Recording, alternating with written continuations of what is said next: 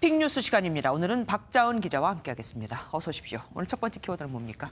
네, 첫 번째 키워드 2심 꾸짖은 대법원입니다. 아무리 2심이라지만 2심인도 법원이잖아요. 그런데 혼났다니까 뭐 약간 좀 재미는 있어 보입니다. 어떤 사건입니까? 네, 지난 2017년 9월 광주에서 67살 여자 택시 운전기사가 근무 도중 자신의 차 안에서 강제추행을 당한 사건입니다. 술에 취한 채 뒷좌석에 탑승한 손님 김모 씨가 갑자기 양손으로 강제추행을 했고 심지어 요금도 내지 않는 진상행위를 벌였습니다. 이 기사가 결국 김 씨를 경찰에 신고했는데 알고 보니 광주 시내 모 학교의 교감 선생님이어서 당시 더욱 공분을 샀었습니다. 맞습니다. 저도 그때 그 사건 기억이 나는데 결국 그럼 피해를 당한 기사분이 뭐 소송을 해서 대법원까지 가게 된 겁니까? 그것도 아닙니다.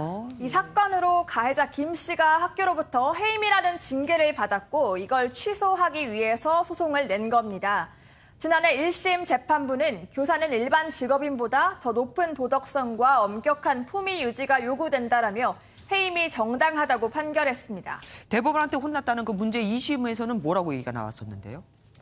네, 광주 고등법원 재판부인데요. 재판부는 피해자가 67살로 사회 경험이 매우 풍부하다라고 고려하면서 피해자가 느낀 정신적 충격과 성적 수치심이 그다지 크지 않다고 봤습니다.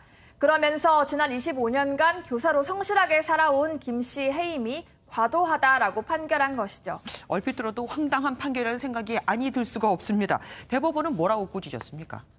네, 사실 대법원이 광주 고등법원의 판결에 대해 대놓고 핀잔을 줬던 건 아닙니다. 제가 판결문을 꼼꼼히 읽어봐도 2심 판결문에는 성인지 감수성에 대한 고려가 거의 없었는데요. 이에 대해 대법원은 피해자가 사회 경험이 풍부하다거나 상대적으로 고령인 점 등을 내세워 이 사안을 너무도 경미하게 단정지었다라는 점을 강조하면서 2심 재판을 에둘러 비난했습니다. 예, 뭐 대법원이 그나마 바로 잡아서 다행입니다. 다음 키워드는 뭡니까? 네, 두 번째 키워드는 해시태그 보이콧 CES입니다. CES면은 오늘 개막한 세계 전자제품 전시회 아닙니까? 그걸 왜 보이콧하죠? 네, 사실은 도널드 트럼프 미국 대통령의 딸 이방카 트럼프에 대한 이야기인데요. 해시태그 보이콧 CES 뒤에 사실 이방카 이름이 생략된 것으로 이방카를 보이콧한다는 내용입니다.